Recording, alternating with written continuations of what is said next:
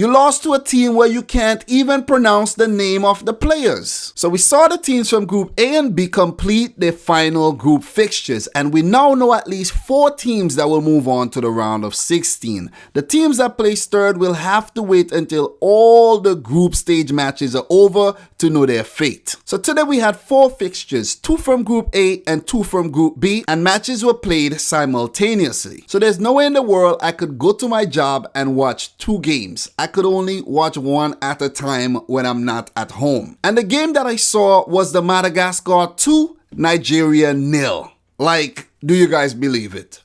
Do you guys believe it?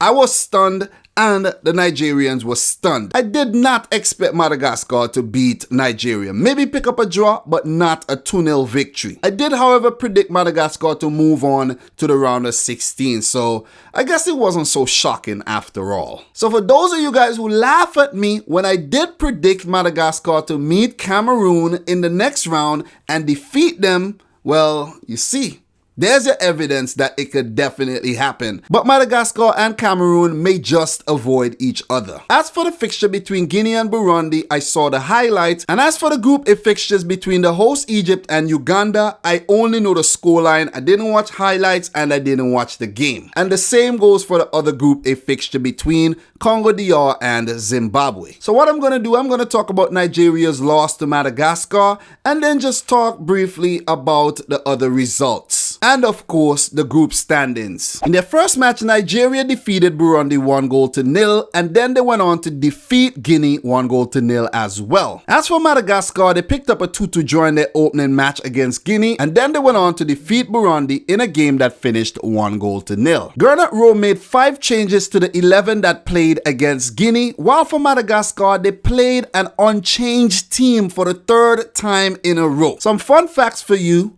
Fun facts. Madagascar are the only team at the 2019 AFCON to have taken part in preliminary qualifiers. We're not talking about the regular qualifiers, preliminary amongst the African minnows. And they're here in the AFCON beating teams like Nigeria. Like, are you serious? Gernot Rowe, the coach of Nigeria's wife, hails from the beautiful island nation of Madagascar. Touché, huh? As for the lineups, Gernot Rowe, man, what are you doing? Why are you changing up the lineup so often? You can't seem to come up with a settled 11. Like 5 changes from the last team that defeated Guinea. Like, what are you doing? He played a 4-2-3-1 formation. He chose to bring in the goalkeeper Nzenwa. Like, why are you changing your goalkeeper? Anytime a team changes the goalkeeper, it means that they're underestimating the opponent and just giving the goalkeeper a run out. Because who knows, maybe Nzenwa might not get another chance to play at the tournament unless the other goalkeeper is injured. Our ZM at right back, Choost Ikan coming back in the team at centre half, Leon Balogun and Ola Aina. John Ogu came in the 11 for Didi. Etebo kept his place. Kalu came in the team along with John Obi Mikel. Ahmed Musa and Igalo kept their places. Off the bench came Didi Iwobi and Simon. And I think Simon had a really good game in the Guinea fixture. Why not start him again? He was one of the most creative players. And the thing is, why does he insist on playing John Obi Mikel in a creative position? He is not a creative player. He is not a creative player. No wonder for most part of the game, Odi and Igalo did not even get a shot off because he had no service. None whatsoever. What are you going to expect? The forward men to come back and play creative roles? That's not what they're there for. They're there to attack. They're there to score goals. You have 3 players in the middle of the field to do that. 2 to help out in defense and 1, the captain, to be the main creative player. And he's not a creative fucking player. Like, it's that simple. Why is Gernot Rowe persisting with Obi Mikel? I don't get it. Mikel should not even be starting for Nigeria. He should not be starting, and this is no disrespect to the man. He had a really good career with Chelsea and all, but listen, he has to come off the bench. He has to come off the bench and play a role when he is needed, not start, or play further back. Seriously, it's ridiculous. No wonder you lost to Madagascar. You lost to a team where you can't even pronounce the name of the players. It's embarrassing. These players play in 2nd, 3rd, 4th, and 5th tier. in leagues all over the place. And you get smashed 2-0. Poor. Very, very poor Nigeria. Poor. The first goal of the game was scored by Lelina, and that was just the most comical goals you can see. Ogu passed the ball back to Balogun, who was seemingly shouting for the ball. He put his hands up, and he allowed the ball to run so he could turn and go about his business, but he didn't even see Lelina coming. He just went, stole the ball, went around the goalkeeper, and did the rest. 1-0. It was a shocker. No one was even expecting that. What the hell is going on with Leon Balogun? Before this match, the Nigerian players had a pay dispute. I did not really look too much into it, but why are they worried about pay? These players are millionaires, at least most of them. You know what I'm saying? Why are you worrying about money right now at a major tournament, a continental tournament? You should be worried about winning games. You will get your money. You have money already. Well, we don't know that. But still, only drug addicts act like that for money. Like, I need my money because I have to get drugs. It seems like these players didn't come out to play. Seriously.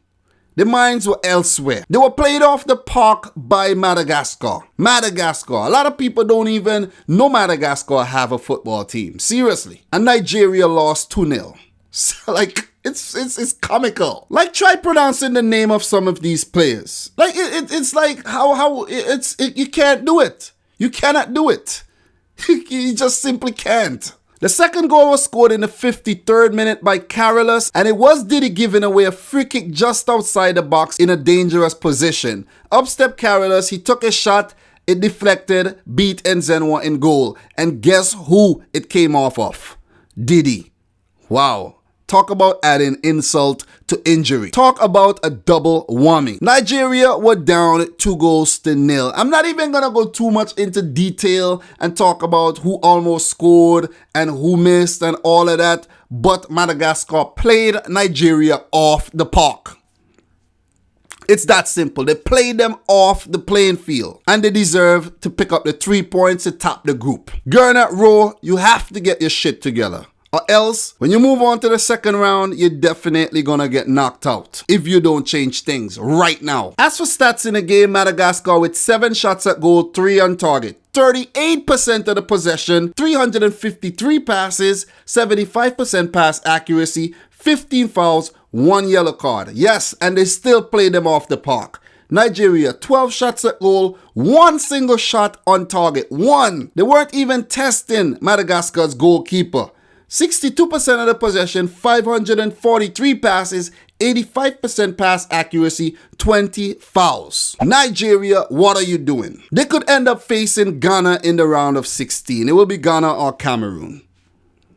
It won't be easy. It won't be easy in the round of 16. Seriously. For the other Group B game, Guinea defeated Burundi 2-0. After Burundi got a man sent off in the 12th minute, Yatara's 25th and 52nd minute goals gave Guinea a well-needed 3 points. After those 2 fixtures, Madagascar tops the group with 7 points. Nigeria second, 6 points. Guinea third, 4 points. They will wait to see if they're one of the best third place teams, and Burundi dead last. No points, 3 losses. As for the Group A fixtures, Egypt defeating Uganda 2-0. I expected a better performance by Uganda, but they didn't show up on the day. Egypt's goal scorers were Mohamed Salah in the 36th minute and El Mohammadi in the 45th. These were also Egypt's 2 goal scorers in their last fixture against Congo DR. For stats in this game, Uganda had 17 shots at goal, 6 on target, 49% of the possession,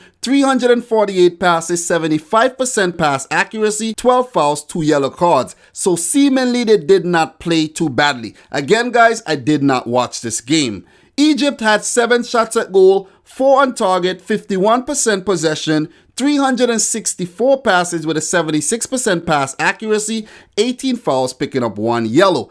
And I saw my boy Football Pharaoh put out a tweet criticizing the Egyptian team, so I think they did not play well on the day. But nevertheless, they picked up the 3 points. Perfect score in the group. For the other fixture, I did not expect this result. Zimbabwe 0, Congo DR 4. Finally, they have showed up. They have finally showed up. The Leopards have showed up. It was a 4th minute goal by Bulongi, a 34th and a 65th minute goal by Cedric Bakambu, and a 78th minute goal by Assam Balonga. As for stats in the game, Zimbabwe had 15 shots at goal, 4 on target, 60% of the possession, 420 passes, 75% pass accuracy, 16 fouls. Comparing to Congo DR's 10 shots at goal, 9 on target. They were really clinical. 40% possession, 298 passes with a 68% pass accuracy, 27 fouls, 3 yellows. That must have been a really entertaining match to watch. I will go and check out the highlights as soon as I'm done making this video. I promise, guys. So after those fixtures, Egypt round out Group A on 9 points. Uganda second, 4 points despite losing. Congo DR third, 3 points. And Zimbabwe knocked out 1 point. So Congo DR has to wait on the other matches to finish before they know their fate. But losing 2 games, they might end up being one of the worst third place teams. So guys, with Nigeria embarrassingly losing to Madagascar, Zimbabwe crashing out of the tournament, Burundi crashing out of the tournament, Congo DR and Guinea still holding on, with Egypt and Uganda booking themselves a place into the round of 16. We would see Group D and C coming to an end tomorrow. And I'll do a similar style roundup where I might only get to watch 2 games and I'll talk about all the games in one video. Because guys, it's not easy doing this. It's really not easy. But I've somehow managed to talk about every single game so far at the 2019 Total African Cup of Nations. So guys, I'm your boy Dominic Rich, and if you're new around here, consider hitting the subscribe button, give the video a big thumbs up, and in the comment section down below, tell me what the hell is going on with this Nigerian team. So guys, I'm your boy Dominic Rich, and until next time, I like to say peace out, Rich Squad.